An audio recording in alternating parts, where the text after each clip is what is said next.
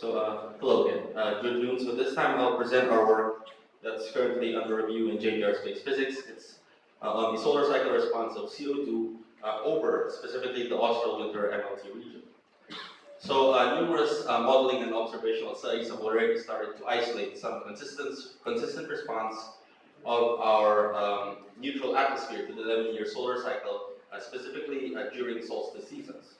So what these studies show is that, so first there's an enhancement of the ozone. This induces enhanced diabatic heating, which then increases the latitudinal gradient. This would then strengthen the westerly jet. As winter progresses, the planetary waves here would then be deflected. Those working on the stratosphere would know that an effect of this is a weakening of that winter Brewer-Dobson circulation cell. For those working on the mesosphere, so I think this was discussed yesterday, it was shown that what this enhancement does is it reduces the westerly gravity waves that propagate up to the mesosphere. This would then cause a net easterly anomaly in the gravity wave drag, which then enhances now the winter mesospheric jet. The Coriolis force would then induce a polaroid, and then mass continuity would cause a downward residual circulation, with the downwelling experiencing an adiabatic warming. Now, while our knowledge has expanded all the way up to the mesosphere, nobody has yet explored the solar cycle response of the lower thermospheric circulation and diffusion processes. The reason for this is most likely very simply because it was only recently that there's apparently another circulation up there called the winter to summer circulation. Now, this circulation is difficult to observe if you're just going to look at temperature, because its signature is very similar to how things would be even without this circulation. Now, to see this, one would need a tracer, and I think CO2 is one of the best at doing this. This was specifically done by Li in her other work in 2017, where they used Sabre CO2 to show the circulation that was only previously suggested by Smith et al. In 2011 in SD-WACM. So what we're going to do here is show and explain the solar cycle response of CO2 over austral winter in the mesosphere, and specifically in the lower thermosphere. And to do that, since CO2 acts as a good tracer, we will get to show and explain also the response of the transverse of the wave meaningful dynamics in this region. So this work uses Sabre CO2 to try first and validate SD-WACM to the best that we can over a similar region. So for both Sabre and SD-WACM, we calculated 5-degree bi-monthly mean CO2 and then compared them. For SD-WACM, we then use, after assessing now what are the limitations of the model, after the comparison, we then use all the outputs from SD-WACM from 1979 to 2014, which is 3 solar cycles to isolate the solar cycle response of CO2 in our target region. So to explain the solar cycle response of CO2, we do a tendency analysis involving the continuity equation for zonal mean CO2. What this equation shows is that the changes in zonal mean CO2 are controlled by the residual circulation, photochemical loss, eddy, and molecular diffusion. So what we're going to do is we're going to calculate each of these terms and determine the solar cycle's responses of these terms in order for us to explain how the solar cycle affects CO2 in this region. So for calculating the response, we do a simple multiple linear regression.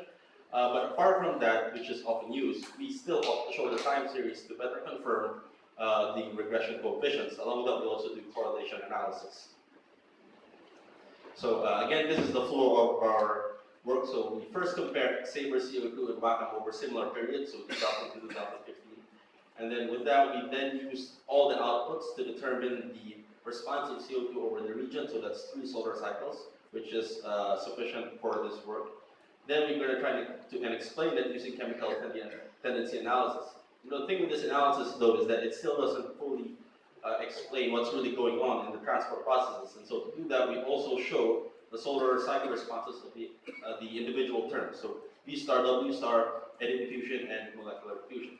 And we complete the picture by explaining now what's causing these by looking at the solar cycle response of zonal wind and gravity wave drag, which both account a good part of the overall wave mean flow dynamics of the region. So here now I showed the comparison of WACM and Sabre. So here, we'll focus around about 90 kilometers. So this shows the regression coefficients of Sabre CO2 and SD-WACM as calculated by our MLR. you can see that for both cases it's mostly negative. What this signifies is during solar maximum there is a reduction in CO2. Now both of them show a strong negative response over the low latitudes, and it weakens as we go up, as we go into the mid latitudes, and for Sabre it's not statistically significant. The time series here, a closer look would actually just confirm this. So now knowing the consistency between the two, we now use all the outputs from SD-WAP. So what our work actually does, so this is the response of CO2 for all three solar cycles. So this work actually focuses on two specific regions. This region of high negative response, which we call the strong region, and the other is this relatively lower one called the weak region. In the interest of time though, I will only paint a complete picture over the strong region, and I'll just dedicate one slide to just give everyone an idea of what's actually going here and why we also opted to look at this region. So, okay. So again, so there's a strong region here and a weak region here, and it's confirmed by the time series. So the first thing, of course, we had to look at was the photochemistry. So this plot here shows the solar cycle response of the photo-dissociation of CO2 as driven by UV radiation. So we see here there's a strong negative response around 90 kilometers, and it just weakens as we go farther. So what this means is that during solar maximum, this photo-dissociation acts to reduce CO2. The other reaction that's important for CO2 here is photo-dissociation due to EUV. And it's actually something that's strong above 95 kilometers, and we see here the strong response above that, and it weakens down. So from this, we see that the general negative response of CO2 can be explained by photochemistry. However, the more specific details, photochemistry cannot fully explain. And so for that, we look at the transport processes. So here I show the solar cycle response of the transport processes. So this plot, for example, shows the marginal affection of CO2 and how it responds to the solar cycle. So for example, here a positive response signifies that marginal affection is moving, is increasing CO2 during solar maximum, and the opposite for the negative. So now we're going to look at the strong regions. So over the strong region, we see that there's a negative response for all cases, suggesting that all these processes are contributing to reducing CO2 over the region. From this, we say that along with photochemistry, it appears that the strong region is driven by the compounding effects of photochemistry and transport. So now we're going to ask, so what's going on with these transport processes? So this plot shows the residual circulation response due to the solar cycle, overplotted over the CO2 response time.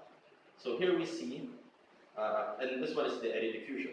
So here we see over the strong region that there's a downwelling occurring and a reduction in eddy diffusion. So from that, we, at the time series here, so here this is the confirmation that we have. So the time series here, so this is the time series of CO2 during austral winter.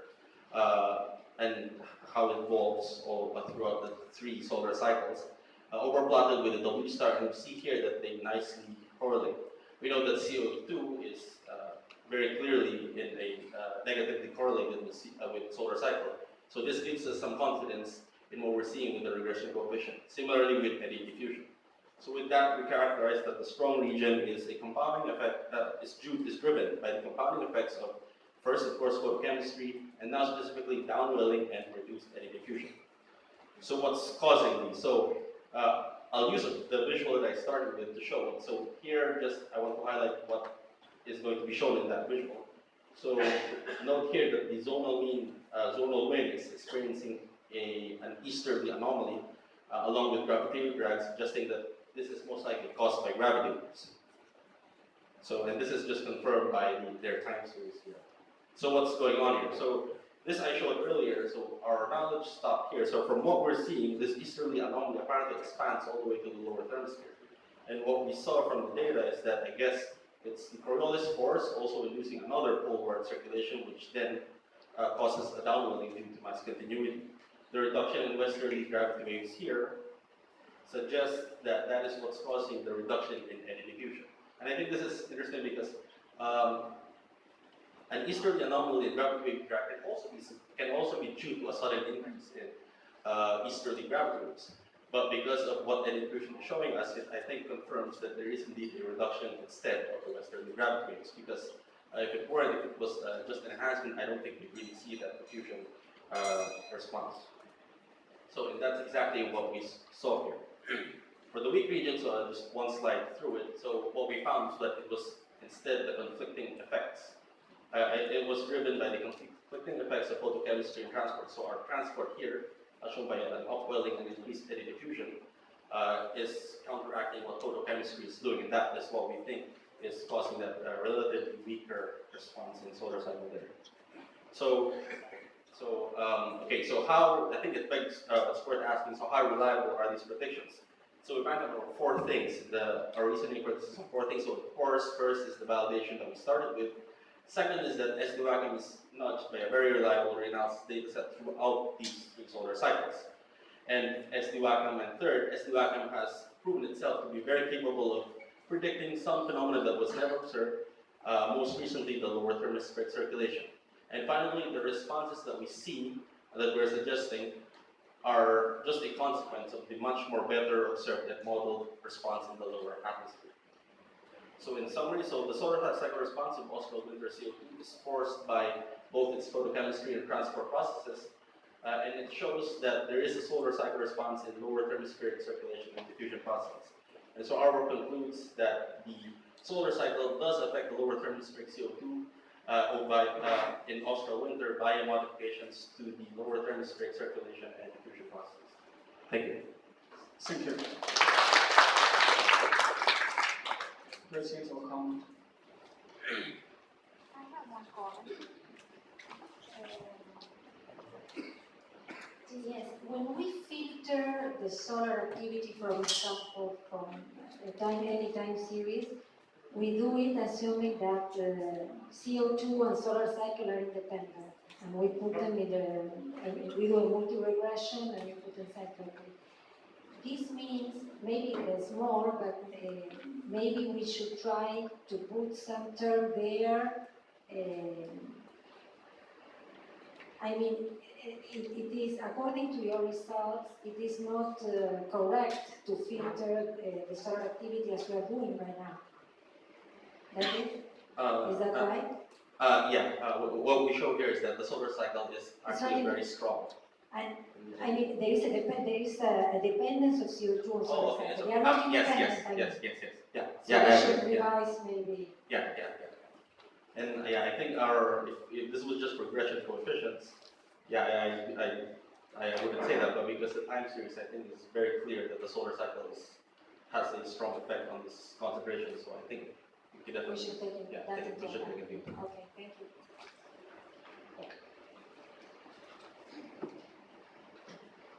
So you have the gravity waves changing in the mesopause region.